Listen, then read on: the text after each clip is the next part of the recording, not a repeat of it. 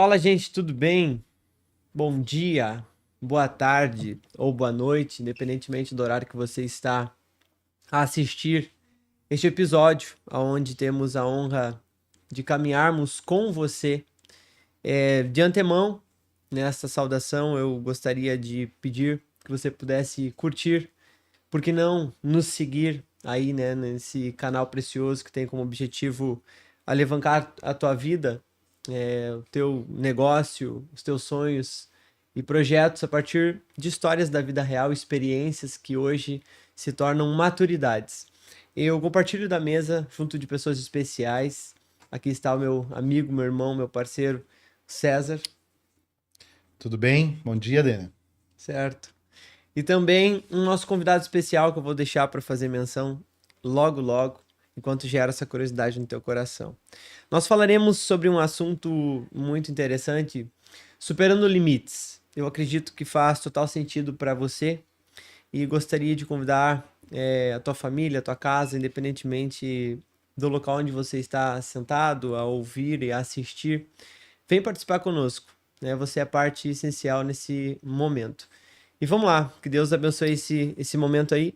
E aí, César, introduzindo esse ambiente, esse momento, como é que foi a tua virada de ano? Muito especial, cheio de expectativas, né? Projetos importantes e interessantes no âmbito da vida pessoal, dos negócios, da empresa. E já deixar essa palavra de gratidão, assim, para esse ambiente online, esse ambiente de internet, a minha gratidão a Deus, né? Por tudo que está acontecendo, pelas coisas que estão evoluindo no nosso processo. Mas hoje é um momento, como os outros, muito, muito importante, muito especial, e a gente já vem com esse sentimento de receber do Jefferson, né?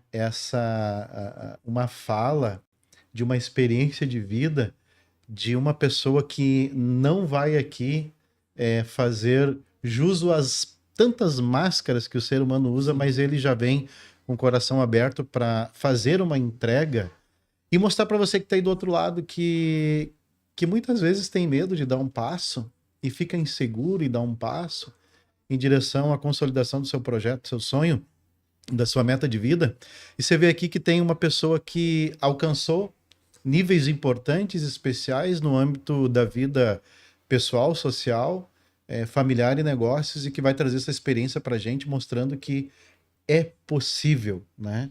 Dando um passo de cada vez com as pessoas certas, conectado com as pessoas certas, no ambiente certo, no tempo certo, construir o teu projeto, o teu sonho também. É possível. Fica conosco aqui que você vai ser agraciado com uma história de vida incrível, fantástica. Exatamente. Esse IntegraCast que tem como objetivo conectar pessoas, integrar ideias, que tem também o apoio e patrocínio, né, da IntegraSul, uma empresa abençoada aí, que Deus tem levantado e abençoado nesse Rio Grande afora. O César fez menção de um nome, Jefferson, e nós temos o privilégio de receber Jefferson Diel em nossa mesa e somos gratos, louvamos a Deus pela tua vida. E nós temos aqui uma cultura que nós, de antemão, antes de saber o que você faz, conhecer a tua experiência de vida, é saber quem o Jefferson é, a sua essência, né? Então, gostaria de passar a bola para você e perguntar quem é o Jefferson que o público está desesperado em saber. Bom, vamos lá. Acho que primeiro a gente tem que falar que o Jefferson tem um sobrenome no meio, né? Que todo mundo brinca que eu tenho Fazenda, né? Uhum. Fazenda até no nome, né? Jefferson Fazenda Dil. Uau. Então, tenho 38 anos, né? 2 filhos, uma menina e um guri, que é a Bela e o João Pedro. Sou casado com a Camila, né? Nós empreendemos juntos, então lutamos juntos, né? Que já é difícil, né? Bom. Tenho formação acadêmica em administração, tenho pós-graduação em marketing, já fiz alguns cursos aí por fora, porque a gente sempre quer ir mais, né? E mentores vão passando no nosso caminho, vão dando dicas e nem o César sempre fala, né? Em conversas fora daqui, conhecimento nunca é demais. Hoje estou dentro da Ferragem Venan Soares, que fica em Porto Alegre, no bairro Cidade Baixa, ali na Avenida Venan Soares mesmo, número 300, próximo à Redenção. Né? A gente, desde o início do negócio, sempre foi pensar um pouco fora da caixa, assim, o que que a gente pode entregar mais, o que que a gente pode ajudar as pessoas, né? Então, convido também a conhecer, quem estiver passando por ali ou quiser conhecer toda aquela equipe maravilhosa que a gente tem lá, a nos visitar. Esse é o Jefferson que eu sou hoje, né? Maravilha. Agora, Jefferson, assim, olhando para esse contexto todo de vida, né? Hoje tu tens colaboradores, tem uma empresa, em bastidores a gente já falou sobre projeto de crescimento e expansão, Uhum. um planejamento de ação, assim, a médio e longo prazo, que de fato é muito interessante, né? Então, um cara com 38 anos, com toda essa experiência e com essa projeção de expansão de vida, é uma pessoa que com certeza vai progredir em 2026, não só por ter esse plano, esse projeto, mas também por ter uma vida de superação de limites constantes. Então, eu queria que tu contasse assim um pouquinho da tua infância, como é que foi a tua infância, e sobre esse olhar. Onde tu estás hoje? Tu te enxergava alguns anos atrás? Não, não, nem perto.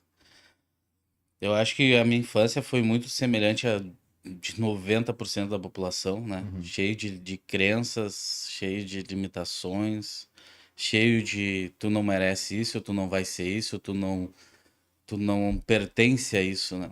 Então, eu vou dizer assim, ó, tranquilamente, até o segundo grau, né? No término do segundo grau, eu acreditava que eu não pertencia a esse mundo da elite, né? Que é esse mundo de poder ter as coisas, né? E, e coisas vão acontecendo durante essa minha trajetória porque eu saí de uma escola particular e fui para cair de uma pública, né? E era realmente bem complicado o que eu vi lá, né? Eu saí de um mundo maravilhoso, sem interação com esse mundo social perturbado que nós temos aí. Eu brinco com um amigo meu que é o mundo cão ali, né? E caio direto no mundo cão, né? E tinha um colega na minha sala, eu tava na sexta série, um colega na minha sala devia ter uns 23, 24 anos, na sexta Olha aí. série, né? Envolvido com crime, tudo que a gente sabe de ruim que pode ter. Então, até o meu segundo grau, né? Eu tinha claro que eram nós e eles, porque tinha uma escola particular atrás da nossa, era pública, né? E era bem claro isso, era nós e eles, né? Queria se divertir, nós ia lá judiar deles, né? Era assim que se moldava o sistema educacional na nossa região ali. E eu vejo que isso é comum em todo lugar, né? O rico é o vilão, óbvio que tem, assim como tem o pobre vilão, né? E durante esse caminho eu fui tendo anjos, eu digo são anjos que passaram na minha vida, que foram me orientando. Obviamente eu soube ouvi-los, né? Porque a minha essência não permitia ser aquilo, né? Eu vivia, mas não concordava, sabe? Tá, mas por que tem que ser ruim com o outro? Por que tem que ser mal? Por que eu tenho que ficar correndo da polícia? Ah, a polícia é fascista? Como assim, cara? Por quê? Mas não era pra ser assim, não é isso que a gente estuda, né? Não é esse entendimento. Deve ter um outro mundo que não é esse. E aí a gente até começa a imaginar que é fora do Brasil, né? Ah, vamos para os Estados Unidos, deve ser melhor, para a Europa, né? Pô, lá eu posso andar com segurança, então é para lá que eu quero ir morar. E eu tive meu primeiro grande líder foi a minha prima. A minha prima, ela veio lá de baixo também, morava no interior, hoje é juíza federal. Olha aí. E ela sempre disse para mim assim, ó, Jefferson, trabalha de graça, mas esteja entre os melhores, né? E então eu tive ela que me orientou a pensar fora da caixa, né? E ela era muito pobre, né? E fez essa mudança. Hoje ela é demais. O meu supervisor, na época que eu trabalhava numa empresa à noite, que foi uma coisa que foi também um divisor de águas, assim, porque se eu tivesse preconceitos, ele era um cara todo tatuado, com argolas, com aquelas coisas no nariz, né? E tu vê um cara com o coração fora da curva, assim, soube me orientar e disse, não, Jess, tu tem que fazer uma faculdade. Eu, faculdade? Jura? Eu, numa faculdade, nem roupa eu tenho pra ir pra uma faculdade. Como é que eu vou ir pra uma faculdade? Vão rir de mim. Não, cara, é assim, eu tô fazendo também, consegui. Eu conseguindo a bolsa pelo Enem na Unicinos, tu também tem que ir. Tá, mas como é que eu entro numa faculdade? Olha o nível de orientação que eu não tinha. Ele só faltou me pegar pela mão e me levar. Cara, é assim, tu tem que fazer vestibular, tu tem que estudar. Existe os tal dos cursinhos pré-vestibulares para te ajudar. Porque eu disse, cara, nem professor de física eu tive na minha escola. Eu fui descobrir física no final, porque acho que o governo tinha que entregar ali as horas mínimas, atiraram um cara e disseram, nós vamos aprender física. Eu acho que em 3 meses ele ensinou física Uau. sabe? Para cumprir tabela e passou, entendeu? Passou e a gente saiu lá sem saber física. Sem ter o conhecimento. Exatamente. Então, ele pegou e disse, não, é por aqui o caminho. Tu vai fazer isso, tu vai fazer... Pô, que legal, cara. Eu vou ter uma profissão. Pô, mas eu sempre quis ser dentista. Daí eu cheguei lá num cara que pra mim é um pai, não é de sangue, mas de criação, porque durante toda a minha trajetória ele me acompanhou. Até hoje ele me acompanha. Agora meus planos de expansão, eu liguei pra ele pra contar pra ele. Ele disse, não, eu quero saber mais. Vamos lá, nós temos como morar, vamos fazer isso aí, né? Eu cheguei pra ele e disse assim, pá, doutor Ivan, ele é dentista, né? Um cara assim, fora da curva também. Esse cara, ele também me ensinou o caminho que eu tinha que seguir, sabe? Pra quebrar essas crenças assim. E não só isso, ele disse assim, ó, cara, se tu te perder, minha mão tá aqui, ó, né? E agora, quando eu liguei pra ele, eu disse assim, Ivan, se der tudo errado, tem um quartinho aí pra mim, que vai eu e minha família pra dentro. E ele pegou e disse, cara, tá aqui. Eu vou separar a sala aqui da frente da casa e tu mora aqui com a gente. Né? E em vários momentos ele foi o cara que estendeu a minha mão. E eu tenho certeza que ele vai jogar. A mão dele vai pegar. Olha que incrível isso, né? A gente está falando aqui de superação de ambientes, de rompimento de crenças limitantes, de conexão de pessoas certas. E ele está falando aqui, o Jefferson está falando, e eu tô aqui pensando sobre a história de José, né? Que ele também tem uma identidade pelas conexões que fez, acabou tendo um processo de clareza sobre a sua própria identidade, sobre onde poderia chegar, sobre o que poderia construir. Assim como José, né, tinha clareza da identidade dele e conseguiu sair de escravo, de filho preferido, de escravo a governador. Exatamente. Né? Clareza de identidade. Exatamente. Eu gostaria de somar. Você já fez seu café aí? Se não, pega Ou ele. Ou a água, né? Ou o chimarrão que o gaúcho adora. Eu gostaria de somar nessa fala que estava assim, ó, fenomenal, né? Fenomenal. Experiências sendo trazidas à mesa, gerando conexão e integrando pessoas, que é o grande propósito do IntegraCast. A vida de José, ela nos ensina muito e ela tem fases, né? Como as nossas vidas. E ao longo do percurso, é muito importante nós retomarmos, recobrarmos ou ficarmos sempre atentos ao nosso foco. Vínhamos conversando no carro sobre isso e uma pergunta me foi feita: qual o meu maior desafio hoje? E eu creio que manter a minha essência e a minha identidade. Porque ao longo do processo, ciclos se encerram, ciclos começam, fases se encerram e fases começam. E a gente precisa ser tão maduro para, nessa alternância de processos ou etapas de um mesmo processo, não perder a essência, não perder a identidade, mas aprender e reforçar aquilo que realmente vale a pena. E a vida de José é um grande testemunho disso. É uma questão de perspectiva. Ele tinha uma crença. Jesus vai dizer que aonde está o nosso coração, ali está o nosso tesouro. Podemos também inverter.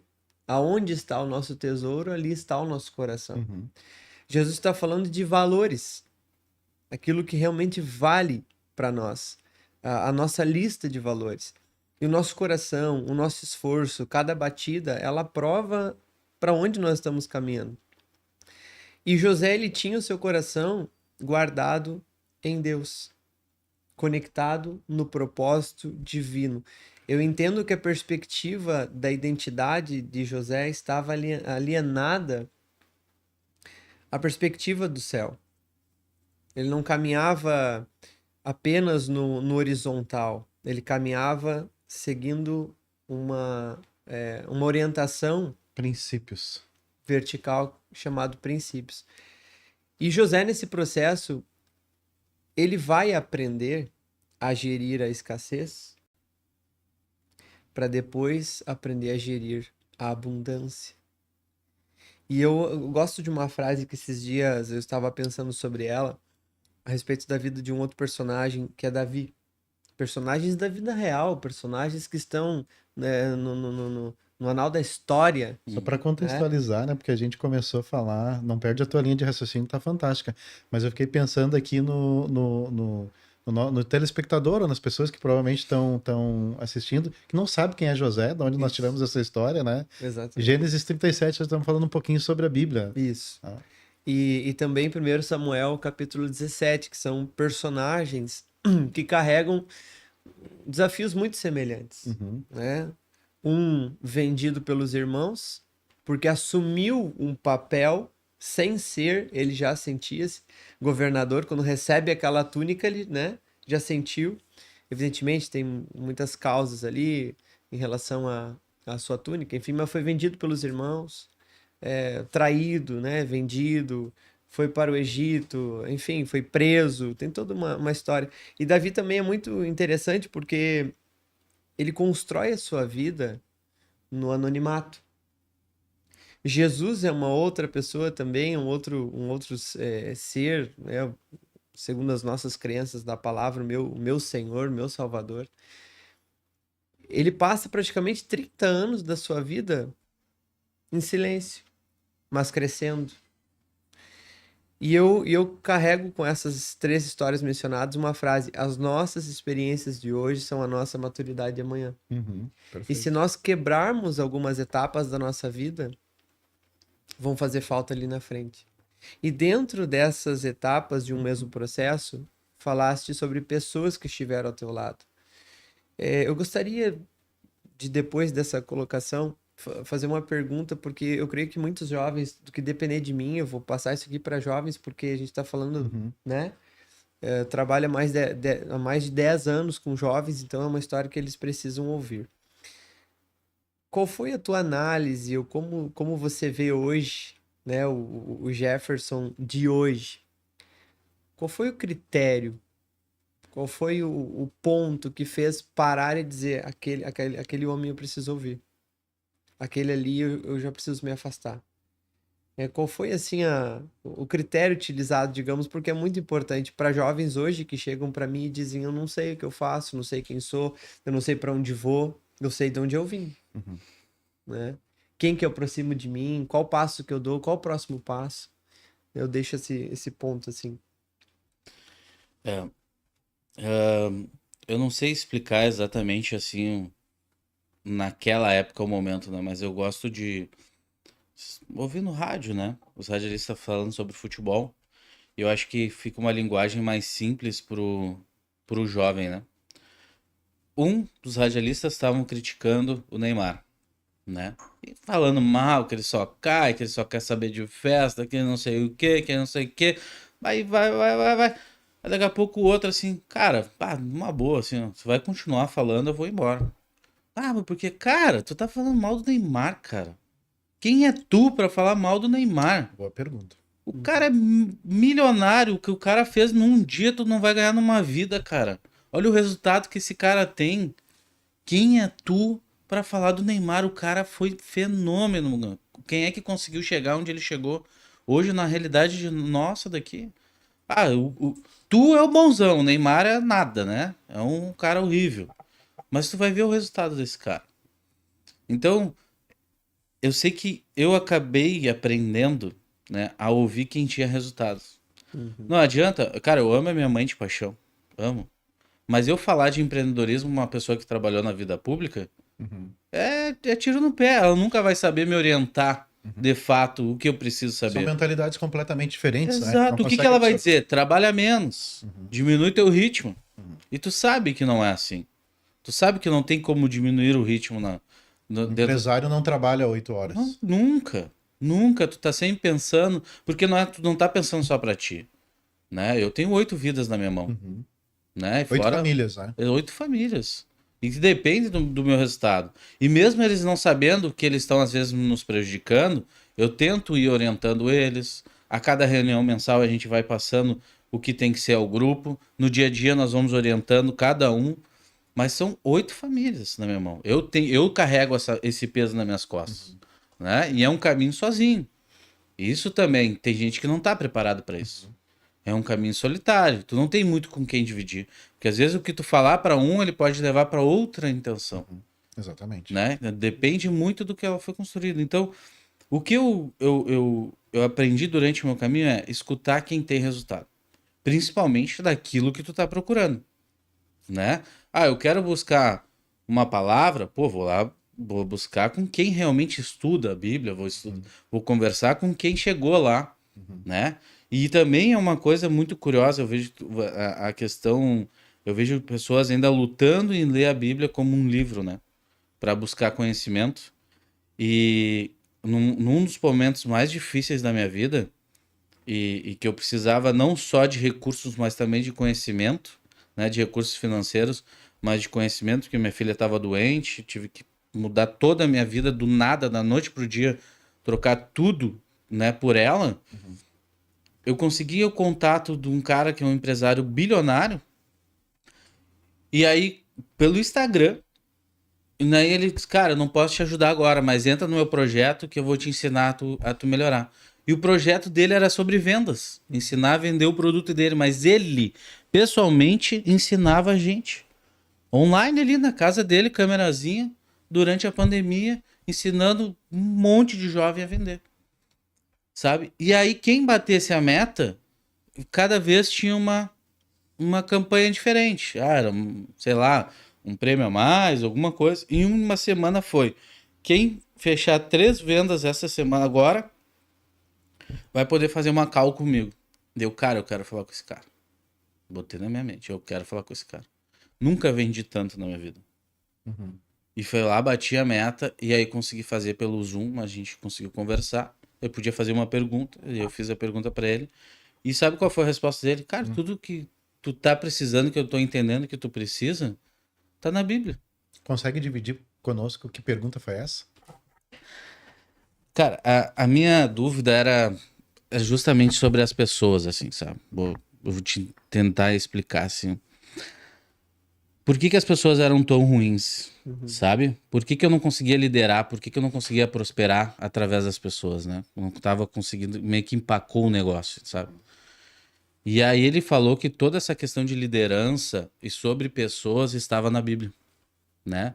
Aí depois aí ele mandou também ver alguns vídeos dele com o Thiago Nigro, né? Que eles convertiam algumas palavras da Bíblia nos negócios. Daí fui entender a regra de Pareto e tá na Bíblia. Aí ele disse, cara, tem Pareto inclusive nos apóstolos, são 12, né? E tu vai ver que vai ficar até o final 20%. Né? Então, tudo é Pareto. Daí eu comecei a montar a minha estrutura de negócio. Tá, então eu não posso contar com 100% da minha equipe, eu tenho que contar com 20% da minha equipe. 20% da minha equipe vai produzir 80% do meu negócio. E 80% do meu negócio vai entregar 20%. Só que se esses 80% eu não cuidar deles, eles têm tanta força, porque são maioria, que eles podem fazer meu barco ir para trás. Está trazendo uma chave muito importante, interessante no âmbito dos negócios aqui, porque muitos empreendedores dizem, por não entender essa regra, eu vou desistir, eu vou fechar, não dá mais para mim. Porque fica difícil. Porque fica difícil gerir os recursos humanos, né? Então eu te aconselho, estuda um pouquinho sobre regra de Pareto, pega a dica do Jefferson e busca na Bíblia também onde tá, porque eu tenho certeza que é um conhecimento divisor de águas, assim como foi para ti. Jefferson, eu gostaria que tu trouxesse assim para nós, até porque eu conheço um pouquinho da história, né? Tem toda a questão do empreendedor, tem a questão da vida familiar, tem a questão de recursos financeiros, estamos falando sobre recursos humanos. Mas conta pra gente qual foi a história mais marcante na tua vida, que tu precisou em algum momento assim olhar para cima e dizer, Deus, eu preciso de ti, eu preciso da tua ajuda. Com certeza foi quando a minha filha, com 1 ano de vida, ela ficou muito doente, ninguém sabia o que que era, o pediatra dela errou o diagnóstico. Daí, pela terceira vez que a gente vai para a emergência da Santa Casa, eu já desesperado, eu perguntei, tá, é dinheiro? O que que é? Quer dinheiro? Cara, eu dou todo o meu dinheiro. Mas salva a minha filha. Daí eu saí da sala, porque eu não conseguia ver. E daqui a pouco veio uma médica, assim, cabelinho curtinho, com jaleco. E aquilo me marcou que ela tinha 3 canetinhas no jaleco dela, né? Uhum. E aí eu peguei. E lá, pai, o que que foi? Eu disse, pá, não aguento mais. Não aguento mais. Eu não sei mais o que fazer, sabe? Uhum. Daí ela disse assim, bah, deixa eu ver onde é que é. E eu tava tão desorientado que eu não sabia mais nem a sala que eu tinha saído. Daí eu abri uma porta. E não era aquela, sabe? Eu, não é aqui, meu Deus do céu. E agora onde é que tá minha esposa e minha filha? Eu abri a segunda, tava 2 enfermeiras, uma tentando acalmar minha esposa e a outra tentando segurar minha filha, né? E daí ela olhou assim e tal. Pai, mas isso aqui é do leite. Mas que leite, senhora? Ela, tá só os ossinhos aqui. Ela não tá comendo mais nada, só no peito, porque não tem mais condição, olha como é que ela tá. Daí ela disse assim, não, pai, isso aqui é do leite da tua esposa. Ela provavelmente está comendo leite, vocês dá para ver que ela é italiana, então devem ter muito consumo de queijo, né, e derivados. E essa proteína nada quebra. E ela desenvolveu uma célula que está se alimentando dessa proteína. Essa situação dela é que essa célula se multiplicou tanto que não tem mais espaço para o coraçãozinho dela bater, para o pulmãozinho. E por isso que ela tá assim toda inchada e vermelha, sabe? É por causa dessa célula. Eu disse, tá aí, o que que a gente faz? A gente tem que matar ela com fome, não tem remédio para isso, né? Então, o único jeito agora, no estado que ela tá, é primeiro, nós temos que criar um coquetel. Vocês têm que vir morar perto do hospital, que vocês vão ter no máximo meia hora se ela tiver contato com leite de novo.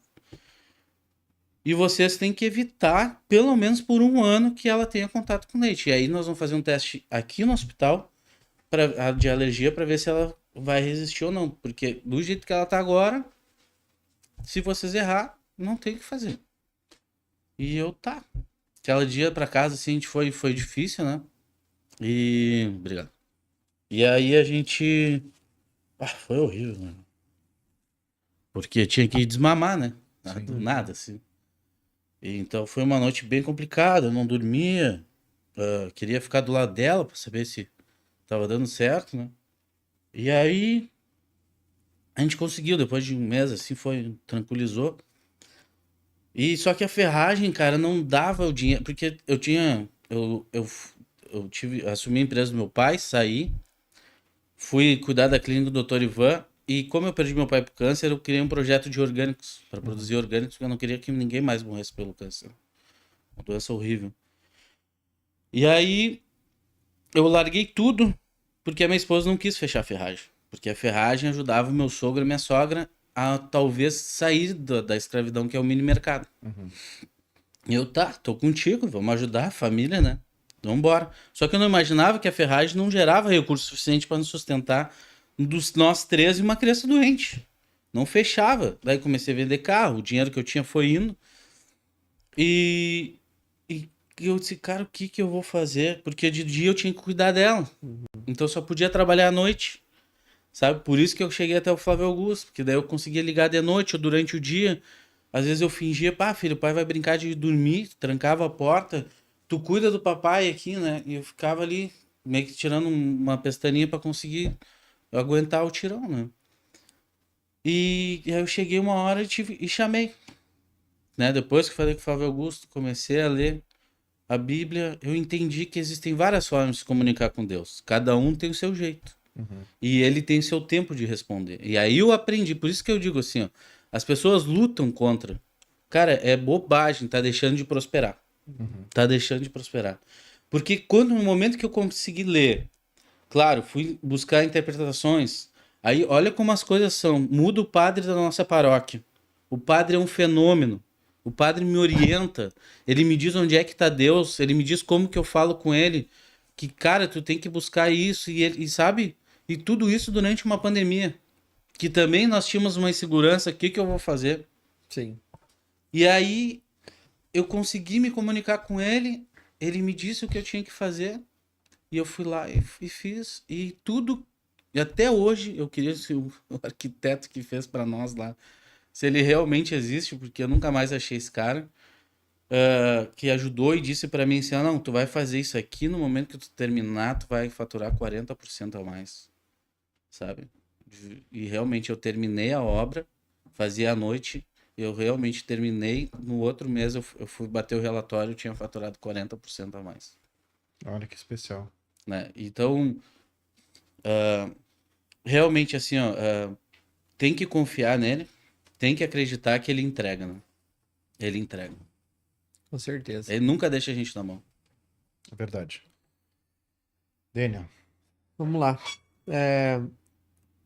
A tua experiência, eu acredito que está impactando muitas vidas. E obrigado por ser sincero conosco e com todos que estão nos ouvindo. É muito bom ver que quando a gente toca em algumas fases desse processo, estamos falando sobre superação, né? Superando limites. Um testemunho como esse é perceptível que teve limites e limites e limites e limites e limites, mas ao mesmo tempo superações, superações, superações, superações, que vão colaborando na construção do nosso caráter, da nossa maturidade, de hoje olhar para trás e dizer que apesar dos pesares valeu a pena, né? Evidentemente que desafio nós vamos ter em todo o momento e tem alguém que eu ouço que é muito próximo do Flávio Augusto também, o Thiago Brunet, Uhum. né? Muito Ele legal. vai dizer que nós temos um problema hoje, solucionamos para resolver o de amanhã. E muitas vezes é assim. Então, ou nós nos lamentamos, tem uma frase de um livro que eu acho interessante, ou a gente vende lenços ou utiliza eles, né? E então eu quero agradecer por esse testemunho, por essa parte que você ainda toca e tá bem visível, latente, assim, né? Que emociona. E com isso a gente percebe onde que estão os valores. E nós falamos muito e acreditamos nos valores do IntegraCast, é que todo o nosso propósito de vida ele está alienado a pessoas. Né? Se nós perguntarmos qual é o meu propósito de vida, pode ter certeza que a primeira resposta é gente, né? se tu percebeu uma fala dele, que eu tenho certeza que tu percebeu, ele fala que por causa de uma dor e a mentalidade do empreendedor, pegando aquela fala inicial dele, que trata do julgamento de quem não tem recursos financeiros, que julga quem tem e culpa quem tem recursos financeiros pelas suas dores e frustrações. Uhum. É que toda a mentalidade do empreendedor, uma das intenções diretas é trazer mudança significativas para um contexto. E ele fala, né, que foi empreender, que foi cultivar hortaliças, né, Uhum. para que pessoas não mais viessem a morrer de câncer. Então, Viu só? dentro do mundo dele, ele tinha um propósito de mudar o mundo. E o empreendedor, a mentalidade do empreendedor está diretamente com essa conexão, né? De mudar alguma coisa no mundo. E como o nosso pastor lá fala, o nosso mundo começa aonde Isso. nós estamos, né? E aonde nós estamos que o nosso mundo começa. Então, essa mudança, essa alteração através do empreendedorismo traz essa mudança, né? Que vem trazendo todo esse contexto de melhoramento aonde se vive. Exatamente. É um assunto que nos conecta, né? Conecta ideias, integra pessoas. Eu tenho hoje 26 anos, com muitos desafios, muitos objetivos e metas a serem cumpridas, muitas referências que colaboram nesse meio tempo. Estou como vice-presidente da Igreja Brasil para Cristo, né? Que também apoia gigantescamente esse projeto. Inclusive, eu mando um abraço, né, pro meu pastor Osmar, que com certeza vai estar ouvindo ali, toda a equipe. E apesar de não ser um empreendedor no ramo de negócios, a gente lidera há mais de 10 anos jovens. Eu comecei com 14, 15 anos liderar jovens, estabeleci alguns projetos dentro da escola. Por isso que eu achei muito interessante a introdução, porque eu me vi em muitas dessas fases e pude, mesmo jovem às vezes, precisando ser liderado, precisando ser cuidado, mas se colocando numa linguagem bíblica na brecha, né? No desafio, tendo em vista outras pessoas, outros jovens que hoje a gente tem o orgulho de dizer que estão bem, têm profissões, enfim, que colaboramos. E isso tudo me gerou um caráter de líder. E tem uma das coisas que eu acredito muito, inclusive é uma frase de Warren Bennis, ele vai falar muito sobre, nos seus escritos, liderança. Ele vai dizer que a liderança é a capacidade de transformar uma visão em realidade. E talvez para nos conectar aqui, eu poderia dizer que toda liderança é um empreendimento, mas nem todo empreendedor é um líder. Mas diante da fala e no caso do César, que a gente caminha junto, diante do que eu tenho ouvido você falar, que está sempre, né, cuidando, olhando para os outros, as 8 famílias que estão na tua mão, é um caráter de um líder. É alguém que tem uma visão, sabe que precisa dar suporte, né? E então é um líder, é um empreendedor, mas é um líder que tem transformado uma visão em realidade, não só para você, mas para muitos. É, diante disso, eu gostaria talvez de passar para o César, se quisesse dar alguma ponderação, mas falar nesse âmbito também da liderança, o quanto pode ser desafiador, enfim. Né? Isso é algo que é um constante crescer para nós que gerimos recursos humanos, né? Para quem lida com pessoas. Porque tu tens a tua mentalidade que faz com que tu enxergue aquilo que é possível e aquilo que naquele momento não é possível, você tem condição de pensar e entender que precisa buscar recurso, né? Ou conselho, como tu mesmo estava dizendo que tem dentro da tua empresa um conselho que reúne todos os meses, buscar o rompimento daqueles limites. Ou seja, eu sei que preciso chegar a um lugar, mas eu não sei o caminho. Mas eu sei quem sabe o caminho. Então eu vou consultar essas pessoas que sabem o caminho, porque já trilharam o caminho, já chegaram lá, para me mostrar como que faz para caminhar nesse percurso, nessa estrada. Entretanto, a gente no nosso meio, no nosso dia a dia, acaba pegando pessoas que tornam essa visão um pouco cansativa do ponto de vista de ter que massivamente plantar essa ideia de que a possibilidade existe e de que é possível romper os limites. Então, é muito simples para nós que empreendemos olhar para a situação de país hoje, de Brasil, e saber que mesmo dentro da dificuldade e dos problemas existentes, elas são apenas um ponto, uma pedra ou um degrau a mais para que vai trazer um pouco de dificuldade, talvez, para que a gente possa chegar lá onde a gente quer. Ponto. Uhum. Existem algumas variáveis e a gente sabe que vai superá-las. A partir do teu ponto de vista, em termos de empreendedorismo, relacionado a pessoas, a negócio, como é que tu vê a situação do Brasil hoje, né? E as possibilidades de negócio? E eu pergunto isso porque o algoritmo, ele acaba entregando para as pessoas e formatando o pensamento a partir daquilo que elas buscam. Uhum. Então, uma pessoa que tem um pensamento negativo, uma visão negativa da sociedade, da vida, do país, da política, ela automaticamente é uma pessoa que acaba buscando informações para fundamentar a desculpa de que realmente não é possível.